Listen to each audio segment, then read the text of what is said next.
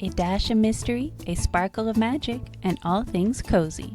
Join your host, Elle Hartford, for Cozy Alchemy, a proud member of the Authors on the Air network. All right, hello and welcome to Cozy Alchemy, the podcast all about witchy and wonderful books. I'm your host, Elle, and I'm here today with Leah, author of several cozy series. We'll get to all of those in a minute, but first, Leah's going to start us off with a game of two truths and a lie. Okay, so I'm going to tell them. I don't have to tell them in that order, correct? They can be in any No. order. Okay. Yeah. Okay. So one of the things, I live in the writer appropriately named town of Ravensdale, Washington. Cool. Intricately plot out all of my books, particularly the mysteries, and written more than 70 books. Ooh. All right. This is a good set. All very writerly themed, very appropriate. I can imagine any of them being true, especially plotting out mysteries. I have found that personally. So I am going to guess that number 3 is the lie. You are incorrect. I am Aha! currently on book number 76. Ah, okay. However, Okay. I am a discovery writer.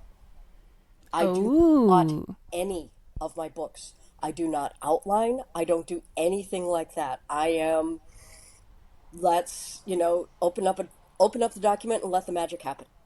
Ooh, I love that. Even for mystery, huh? Mystery requires a little bit more planning. Not a lot, but just a little bit more planning. But after I do that, no, it doesn't require anything else. Okay, this is already very good. I have a lot of questions about that, but we'll get to them in a minute. I will first we should let the readers, have a feel for what we're talking about. So we will start off with the Water Witch mysteries. Can you give our listeners just a quick summary of this series? The main character, AJ, her entire life has fallen to pieces. And so she ends up spending a summer with her, as she calls her, bratty younger sister in a made-up small town called Milltown on the Pacific Coast in Washington. And she is going through menopause, and she is crazy or crazier or something because water keeps glowing, and she's having these visions, and it just kind of goes from there. But one of the And big I have of the books is the banter between the two sisters. Yes, yes. And again, like right from the start, I love her thoughts about her sister, how they interact. It's a lot of fun. Yes. And that actually leads to like my main observation is like, again, like right from the beginning, the first book, The Witch is In, right, mixes these funny, relatable moments with pretty unexpected, sometimes spooky magic, right? What inspired you to blend the two? I have read mystery for a really, really long time.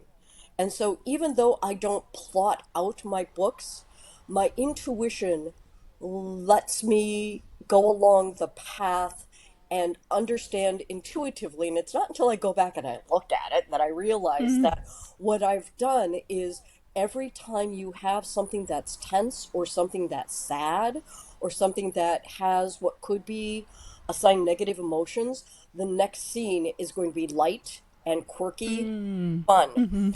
Not enough to give the reader emotional whiplash, but just to lighten the tone, because cozy mystery is not noir. It's not really dark. Fair. And so when you have those darker moments, they need to be followed up immediately with something lighter in order to keep it in the cozy realm. I love that idea of the having a balance, right, Mhm. between the two. Nice. What, and going a little off track here, just diving more into the idea of the magic in the series, where did that come for you? What drew you to that particular kind of magic? I started off with the vision. with her getting the vision in the water. And I knew at that point that she was a water witch. I had no idea what that meant. I just started writing, and I have been discovering the magic as it goes along.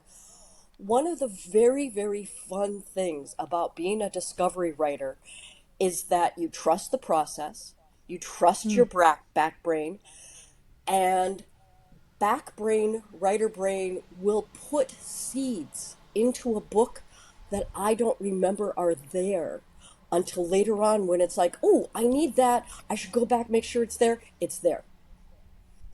So a lot Absolutely. of the stuff Yeah. about the magic and how the magic is interacting with the world and things like that, none of that is consciously developed, but it's all on theme. It all fits together because I trust the process and writer brain knows what she's doing. I love that. I love that way of putting it. And it's just one of the best feelings in the world, right? When you're just kind of writing along and you see those themes coming together and the seeds coming to fruition. Ah, that's so Yes. cool. Yes. So cool. Well, and I have to admit, it's funny. You're talking about being drawn to the water aspect of this magic. Because as we move on to talk about your fantasy series, we also have kind of a water, more ice thing going on, right? Yes. Yes. So, this is your other very fun series that I got to read from. The first book is The Ice Elf and the Snow Cone. How would you explain that one for readers?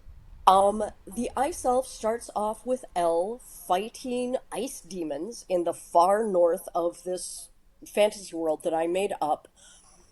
But she isn't appreciated. She isn't appreciated by the person who is teaching her magic, by her team, anything like that. And she decides, I want to go someplace warm. I have grown up and Fair. spent my entire life in the cold. Let's go someplace warm. And so she does, and that starts her on this whole adventure. Absolutely. There was a joy to read. And I don't want to be, too spoilery in this conversation, but I especially appreciate the transition from kind of a life of fighting, and constant cold and all of this, to a life that's very much in community. So as you were writing, I know you're discovery writing, but was it important for you to kind of highlight this arc for Elle? Yes, because, and this is not a spoiler, I don't think, because I don't consider it a spoiler if you can read it in the sample. So if it's in the Fair first enough. 10%, this is not a spoiler. But she's actively not supported by the team that she's fighting demons with. They would have happily let her die. And so she was absolutely not supported by people in a really important function. And so to come down and to find support and to find that community, I wouldn't say that I consciously did it, but unconsciously, yes, I understood that that was important. I've also spent a lot of time thinking about cozy fantasy and how it works together. All of that research goes on outside the writing room, right? And when I write it, it just comes out my fingers. But I understand consciously that community building is a very big part of cozy fantasy. And so, yes, that just all kind of fell Absolutely. together naturally. Yeah, yeah, no, 100%. In both genres, right? Both cozy mystery and cozy fantasy, yeah, community becomes a really big part of this story. Yes. And to your point, like a part that readers expect, right? So it's not necessarily a big surprise that our readers that our protagonists are finding community. Um, but it's still it's just a theme that's kind of endlessly fun to explore, right? And I love that idea that this picture that you paint of doing research outside and it kind of, moving through you, getting synthesized and coming out into the story. Yes, Um, exactly. Feed the back brain, feed your sensors, read. It doesn't necessarily have to just be cozy. It can be all over the brain, but all the genres. I read all the genres. I don't read some of the really dark stuff because that's not me. But I read a Yeah. lot of various things and let all of that just soak in and then come up my fingers later. Wonderful. And since we are kind of talking about like sort of more general advice or things that are in common between the two genres, I do have to say it's not often that I get to talk to another author who, like me, kind of is on both sides, right? What do you enjoy about having these different genres to write in? One of the things that I really like are the quirky characters, right? Mm. Everybody everybody is the hero of their story. And I actually write more than just cozy, right? I write science fiction, I write dark fantasy. I am currently writing a fantasy mystery, kind of in the same realm of a tainted cup sort of thing. Ah, But I okay. love those quirky characters and how they get to go and be their own self and their own person, even if they're just a sideline character. It's very important to me that everybody in my story has their story.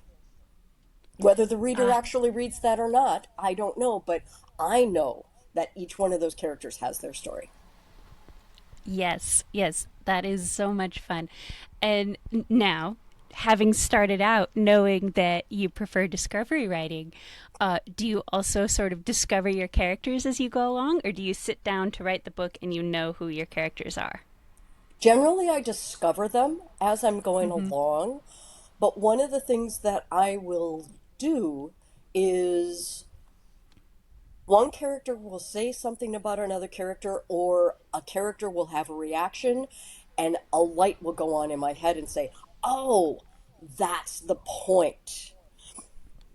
For example, I'm writing the fantasy mystery, writing one of these main characters, and she doesn't really like where she is or things like that, and I don't know why. And then I run across the line that somebody else describes her as naive, and it's like, Mm. ooh, that's it. That's exactly what she is, and why she doesn't like what she's doing, and why she doesn't fit in with this particular thing. And it wasn't something I had planned. It was another character who commented on it, but it was very, Yeah. that was it. That was exactly what I needed.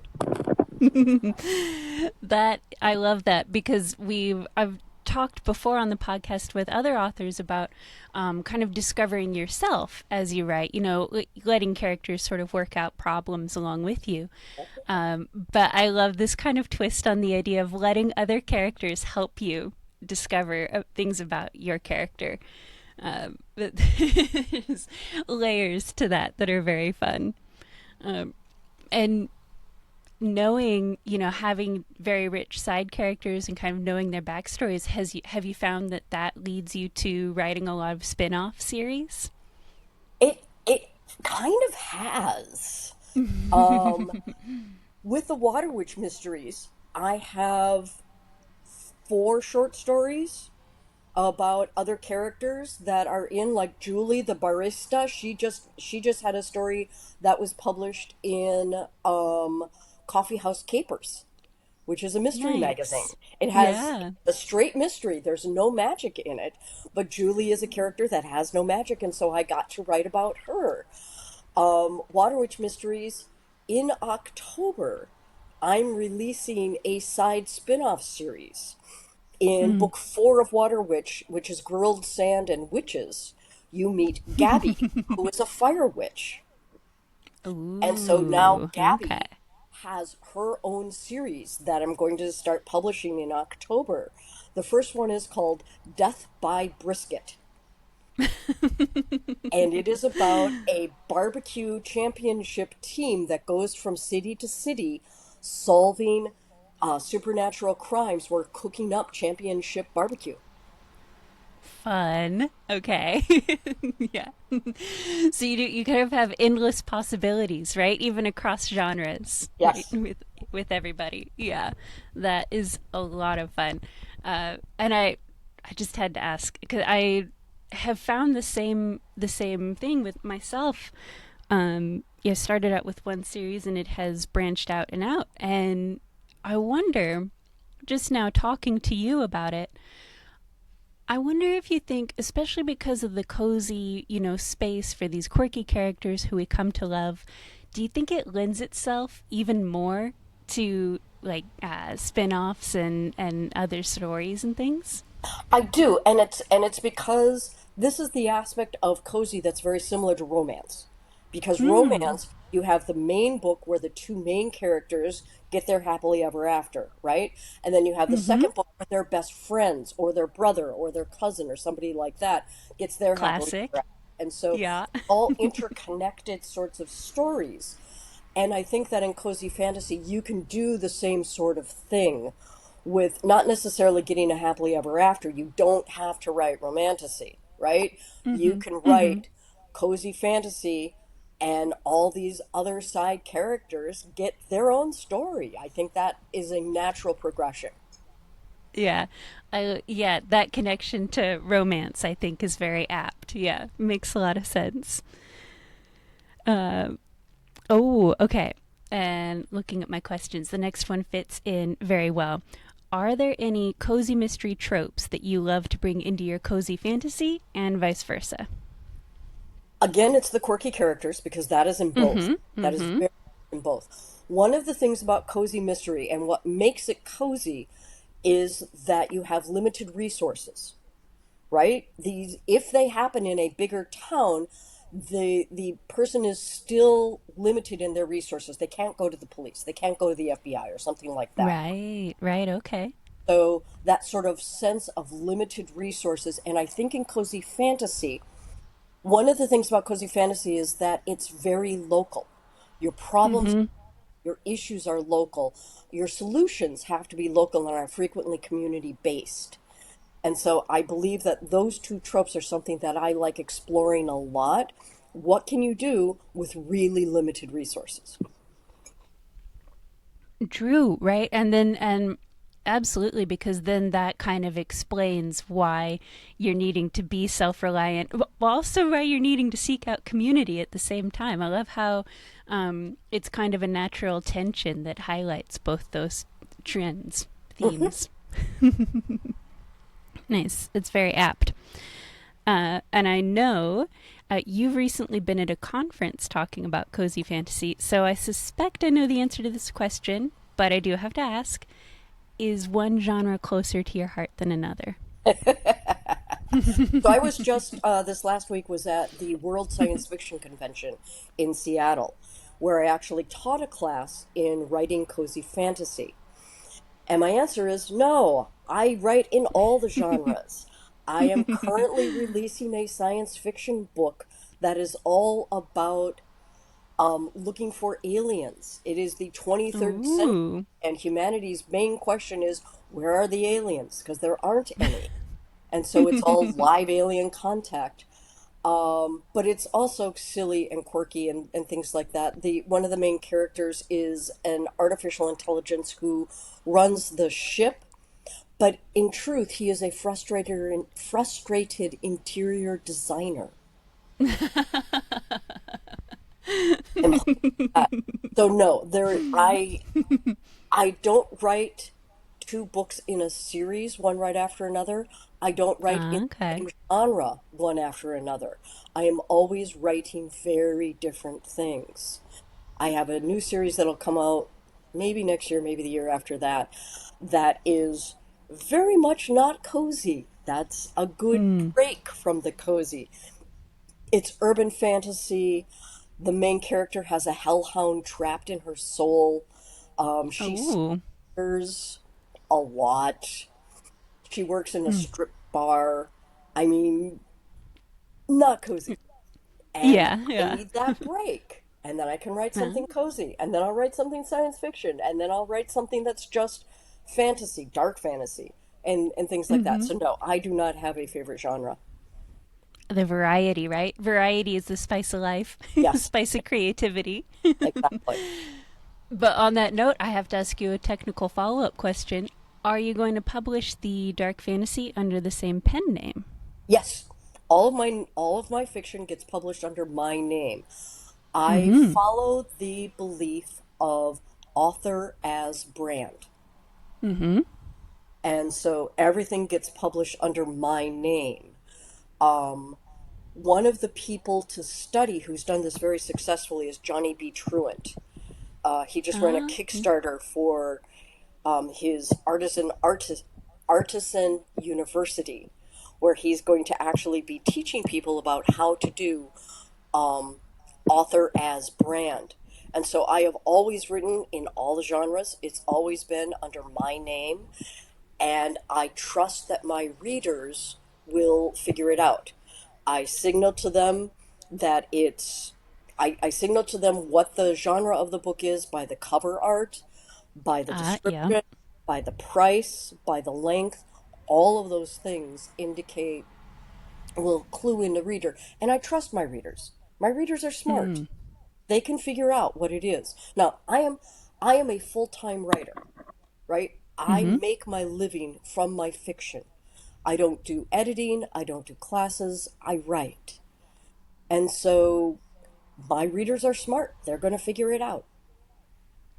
I love that trust in the reader, just like the trust in your writer brain, right? You have to Yes. trust on the other end as well, Yes. which is really poignant, I think, especially because, you do hear a lot about, as an author, like your name is your brand, you are the brand, that sort of thing.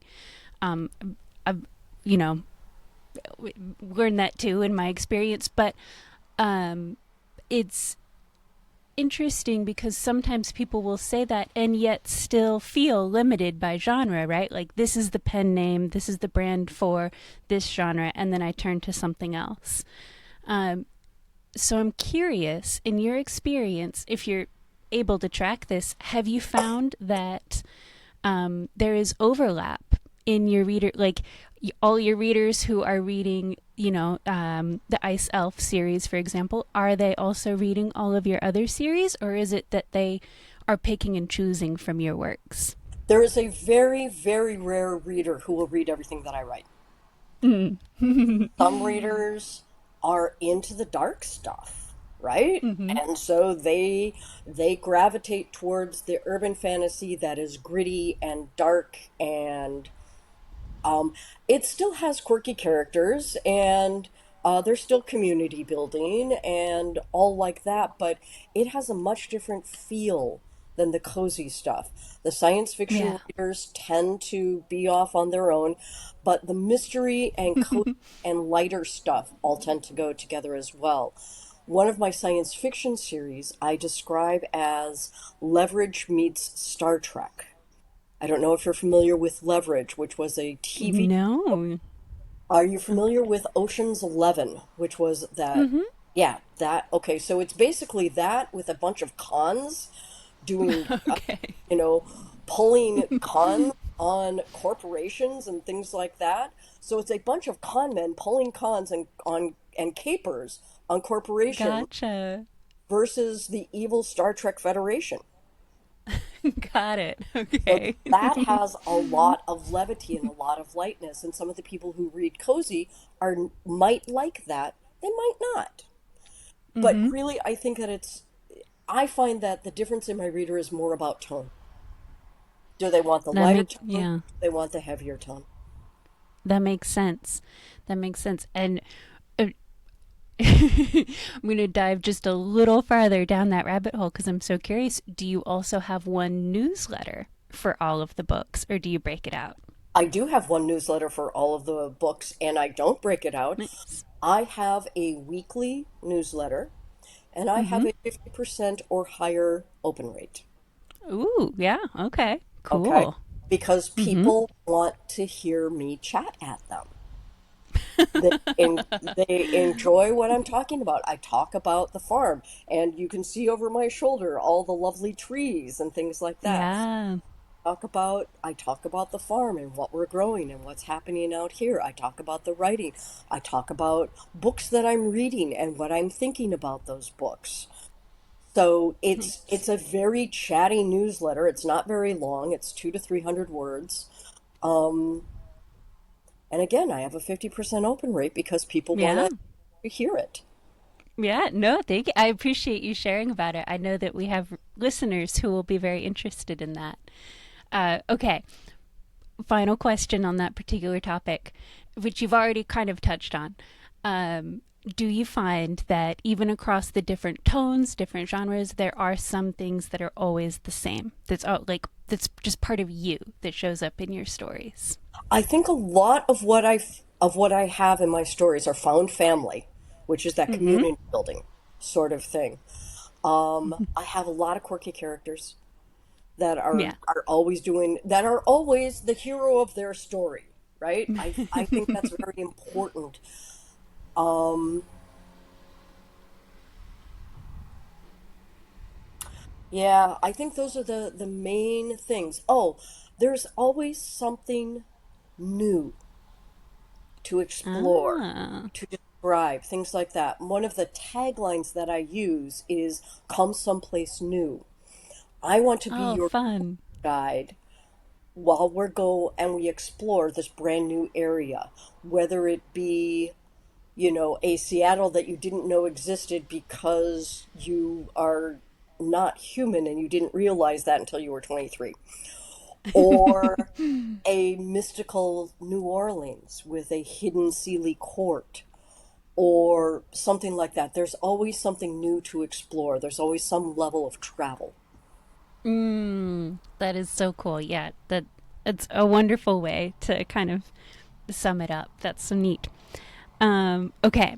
And from there, kind of pivoting, what advice would you give to yourself if you could speak to yourself back when you were just starting out? People say things like, write what you know. That's really bad advice. Write what you're passionate about. Write what Um, really drives you. Write about things that you've thought deeply about and you want to express this. So write about what you're passionate about. Don't mm, write, mm-hmm.